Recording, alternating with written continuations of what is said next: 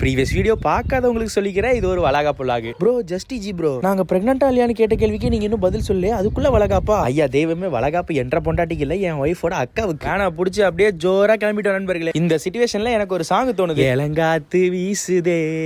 Football அடிச்சுட்டு காத்து வைனே வர்றதுக்குள்ளே லொகேஷன் வந்துருச்சு. ஏடி சிலர் கையில தாம்பளத்தோட உள்ள போக ஆரம்பிச்சிட்டாங்க.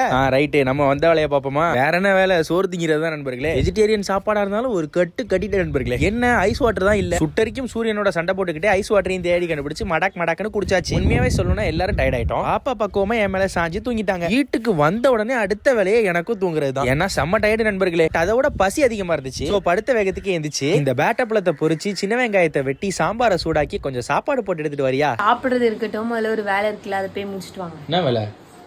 காலில் ஆணி குத்தி இருக்குல்ல, போய் ஊசி போட்டுவாங்க. சரின்னு டிஷர்ட்டை கழட்டிட்டு சட்டையை மாட்டிட்டு வெளியே போலான்னு பார்த்தா மழை பெய்ய ஆரம்பிச்சிருச்சு. சம்மர்ல இப்படி ஒரு மழையை யாராச்சும் எதிர்பார்ப்பாங்களா? மழை லாக் பண்ண மாதிரியே குட்டீஸும் நம்மள லாக் பண்ணிட்டாங்க. அப்புறம் நண்பர்களே, ஒய்ஃப் சொன்ன மாதிரியே போயிட்டு ஊசியும் போட்டு வந்தாச்சு. அதுக்காக குண்டில ஊசி குத்துறதெல்லாம் ஃபுட்டேஜ் ஆட் பண்ண முடியுமா என்ன? சரின்னு ஊசி போட்டு வந்த கையோட ஒய்ஃபும் கோயிலுக்கு கூட்டு போங்கன்னு சொல்லியிருந்தாங்க. நல்லா திருப்தியா ஒரு வேண்டுதலை முடிச்சுட்டு வீட்டுக்கு வந்து படுத்தாச்சு நண்பர்களே. மேலும் இது போன்ற இயல்பான வாழ்வியல் vlogs பார்க்கறதுக்கு நம்ம சேனலை சப்ஸ்கிரைப் பண்ணிட்டு இந்த வீடியோவையும் லைக் பண்ணிக்கோங்க நண்பர்களே.